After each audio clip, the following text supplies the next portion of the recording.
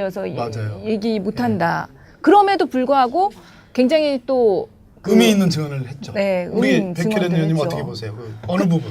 그러니까는 지금 오전에 한 번만 자기가 문서 갖다 줬고 안봉근이 왔다 잠깐 왔다 갔다 갔다든지 그렇죠. 그리고 예. 저는 고영태 모른다 이런 부분들이 있잖아요. 네, 예, 예. 완전히 그게 위증으로 될 수 있는 부분이거든요. 왜냐하면 고영태 같은 경우는 윤전추한테 자기가 대통령의 신체 사이즈를 알아가지고 그렇죠, 옷을 그렇죠. 제작했다 이렇게 진술을 했잖아요. 고영태가 입고 응. 그 최순실이 있던 그 의상실에 윤전추가 가서 네. 그, CCTV에 나오지 않습니까? 그렇지 의상을 가지고 온 친구인데 고영태 모른다고 그랬죠. 고영태 모른다 그랬죠. 그러니까 확실하게 있어요. 역시 윤전추 행정관도 그날 현재 나서 보니까요. 저기 그 세월호 당일날 오전에 본인이 하고 싶은 얘기 대통령이 거기 있었다는 거 그거 외에는 안다고 한 게 거의 없죠. 저는 네. 그날 그 윤전추의 훈련을 받은 것 같아요. 헌법재판소의 증언 중에 그래도 의미가 있는 게 전 있다고 예. 생각해요.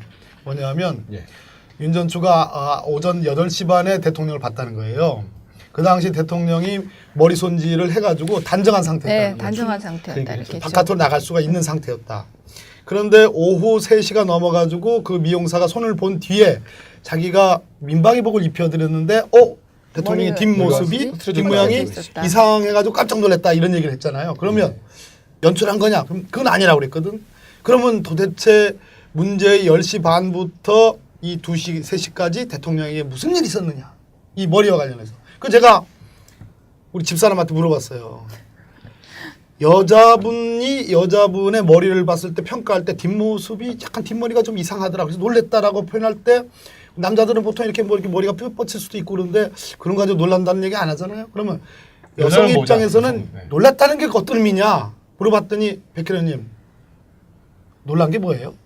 근데 그 어떤 이건 상태가 놀란 걸까요? 제가 볼 때는 이거는 박근혜 대통령 머리 스타일 때문에 그랬을 것 같아요. 머리 스타일. 이게 그냥 올린 머리잖아요. 올린 머리. 근데 올려져 있어야 될 머리가 제대로 안 올려져 있었던 거죠. 제가 볼 때. 뒷머리도 올리나? 그렇죠. 그게 올린 머리라는 게 뒤에 이렇게 올리는 거거든요. 그런 의미인가요? 네, 저는 그 의미로 너무 생각했는데요. 좋게 말씀하시는데. 네, 아유 안 그러면은 네. 그 19금으로 넘어가는 아 얘기가 그래요? 될 수 있잖아요. 19금. 와 여기서 또 우리 또 백혜련 의원님이 또 와 19금. 저는 그거 아무튼 뭐 19금인지 18금. 그러니까 생각나는 대로 얘기하시는 게 좋을 것 같아요. 예, 아이, 그런 거 필요 없고. 어찌됐든 10시 때부터 오후 2시 반 정도. 2시 반, 2시까지 늦은 점심이라고 그랬어요 윤전추가. 그러면 네. 최소한 양보해서 1시까지. 요 시간 동안에 대통령이 과연 제대로 보고받을 수 있는 상태에 있었느냐 요거에 대한 의문이 있는 거죠. 내일 그 이제 말씀이죠? 19금.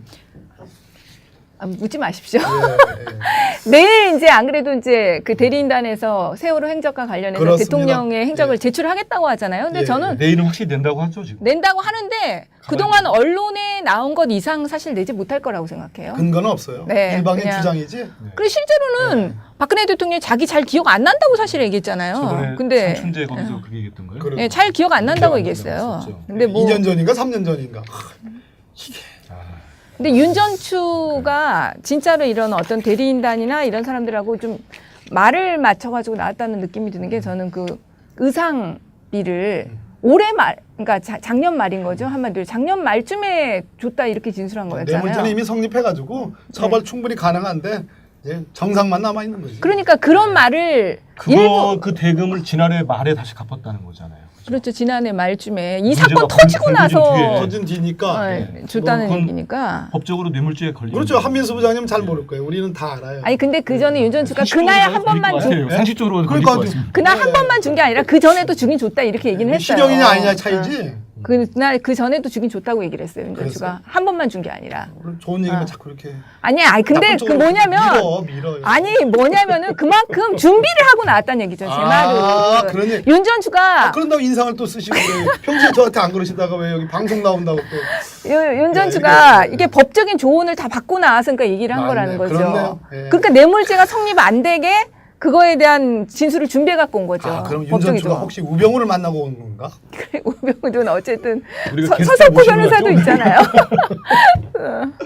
그리고 오늘 저기 우리 또 박 의원님께서 예. 청문회에서 특종이라고 할까요? 단독이라고. 예. 제보를 받으셔가지고 하나 공개를 했어요. 예, 그 얘기는 삼성 패스. 장학생. 그 얘기는 패스.